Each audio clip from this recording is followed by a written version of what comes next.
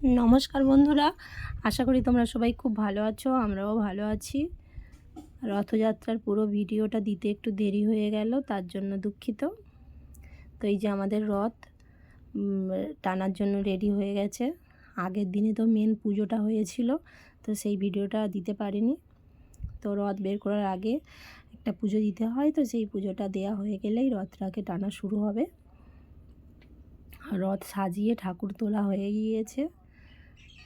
আমার শাশুড়ি মা পুজো দিচ্ছে। পুজো দেওয়া হয়ে গেলেই রথ টানা হবে।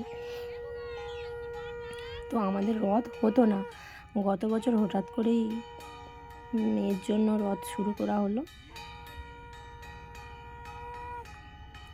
তো যাই হোক,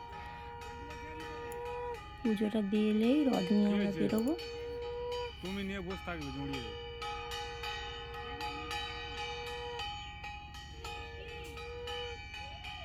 আমরা রেডি হয়ে দাঁড়িয়ে আছি। শরীর অসুস্থ থাকার কারণে রথের কোনো পুজো টুজো আমি দিতে পারিনি। যে এখানে পুজো দেওয়া হয়ে গিয়েছে, প্রসাদগুলো সব ভাগ করা হচ্ছে, কারণ ভোগের সাথে প্রসাদগুলো তো দেওয়া হবে। সেই জন্য আমার মেয়ে যে রেডি হয়ে রথ চড়ার জন্য বসে পড়েছে রথে। আমার দিকে তাকা, তুই সে বাচ্চাদের বড়দের নিয়ে যাবে না। এখানে হচ্ছে ভোগ রেডি করা হয়ে গিয়েছে, বালতিতে ভরা হচ্ছে। ওটা রাস্তায় যাওয়ার সময় প্রত্যেককে দিয়ে দিয়ে যাওয়া হবে। রথ টানা আমরা শুরু করে দিয়েছি। যেখানে একটু বেশি লোকজন সেখানে দাঁড় করিয়ে একটু বাতাস হরিণ দেওয়া হচ্ছিল। তো যাই হোক, রথ অবশেষে আমরা নিয়ে মাসির বাড়ি পৌঁছে গেছি। মাসির বাড়ি পৌঁছাতে কাছাকাছি বাড়ি, তবু একটু ঘুরে ঘুরে মানে হরিণর দিয়ে দাঁড়িয়ে প্রসাদ বিলিয়ে আস্তে আস্তে একটু সন্ধ্যাই হয়ে গেল। এই যে ওনারা এখানে হরিণর দিচ্ছে। এরপর জগন্নাথকে বরণ করে বাড়িতে তুলে নেবে।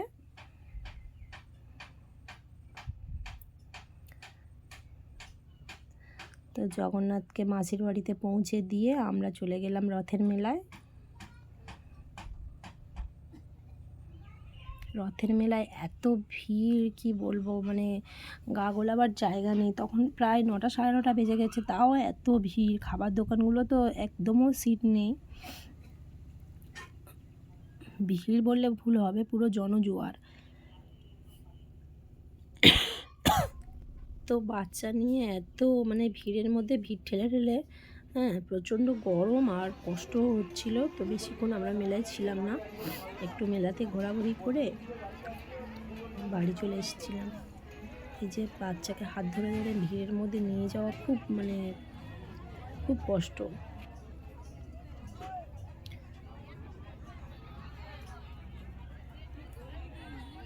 তো এইভাবে মানে রথের মেলার 9 দিন কেটে গেল। এই বছর তো 2 দিন হচ্ছে উল্টো রথ পড়েছিল। তো আমাদের 10 দিনের দিন আমরা যে মঙ্গলবারে ওই দিনকার আমাদের রথটা হয়েছিল।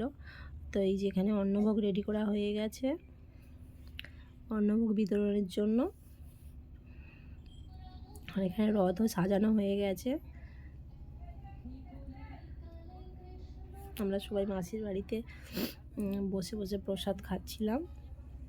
প্রসাদ খাওয়া হয়ে গেলে তারপরে হচ্ছে অন্নভোগ বিতরণ হবে।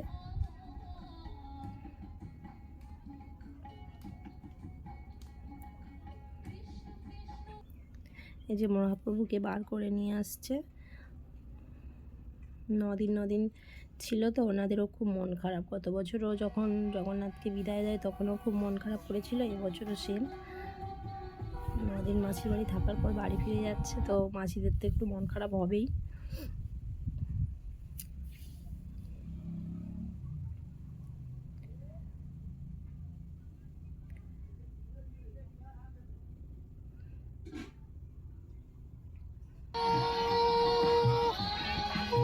প্রভু জগন্নাথকে যে রথে তুলে দিচ্ছে।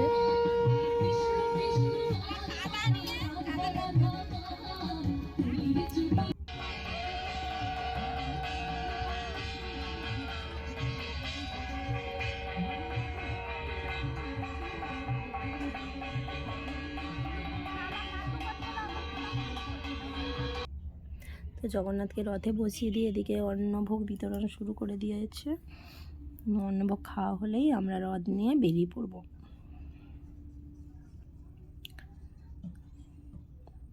এই যে রথ নিয়ে বেরিয়ে পড়েছি।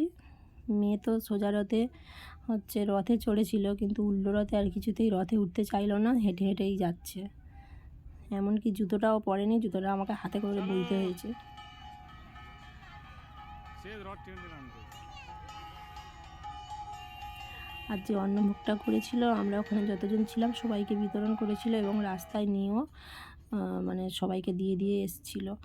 আর এই যে বাড়িতে আমরা চলে এসেছি। এবার আমার শাশুড়ি মা জগন্নাথকে পুজো দিয়ে বরণ করে ঘরে তুলে নেবে। আবার 1 বছরের অপেক্ষা, 1 বছর পরে আবার মাসির বাড়িতে যাবে। তো সবাই খুব ভালো থাকবে, সুস্থ থাকবে, আর সবাই একবার বলো জয় জগন্নাথ।